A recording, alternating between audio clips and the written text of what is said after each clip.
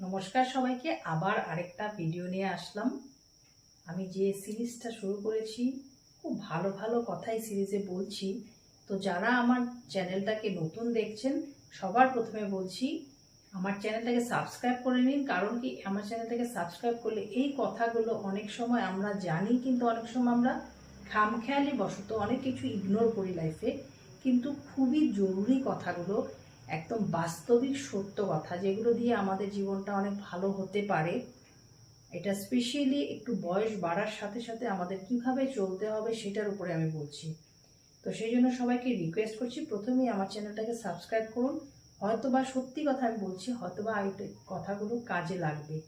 যাদের বয়স এখন হয়তো 40 ঊর্ধ্বে, 50 পাবেন বা 50-এর আর 60-এর মাঝখানে, তাদের জন্য তো এই ভিডিওগুলো খুবই জরুরি।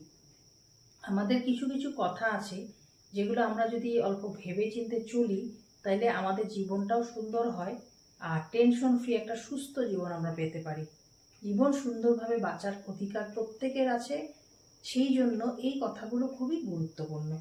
তো আজকে আমি যে কথাটা বলছি, আমরা প্রত্যেকেই আমাদেরকে নিজেদের সংসার চালানোর জন্য প্রত্যেকেই আমরা উপার্জন করি।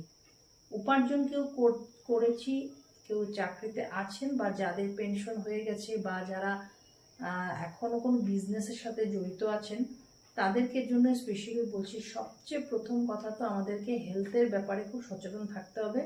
তার জন্য কিন্তু মেডিক্লেম করানোটা খুব জরুরি। সরকারের থেকেও অনেকগুলো সাহায্য আছে, যেগুলো যদি আমরা অ্যাভেল করতে পারি তো খুব ভালো কথা, নইলে মেডিক্লেম করানোটা খুব জরুরি।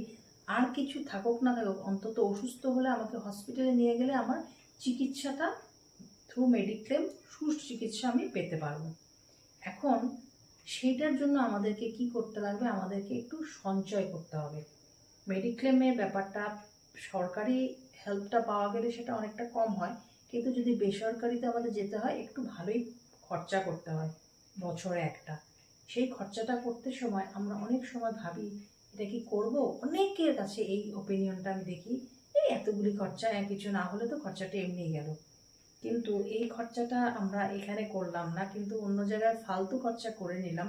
আর করতে গিয়ে কি হলো, কোনো সময় অসুখ বিসুখ কিছু একটা হলো, মাথায় হাত পড়ে লক্ষ লক্ষ টাকা বেরিয়ে যাচ্ছে, বা জমা পুঁজি সব বের করে দিলাম। তো আমাদেরকে বৃদ্ধ বয়সের জন্য একটা খুব জরুরি জিনিস করতে হবে, কি মেডিক্লেম, বা আমার টাকা সঞ্চয় করে রাখতে হবে। আমি মেডিক্লেমের কথাটা স্পেশালি উল্লেখ এই জন্য করলাম, টাকা সঞ্চয় একটা লিমিট পর্যন্ত করে রাখা যাবে, কিন্তু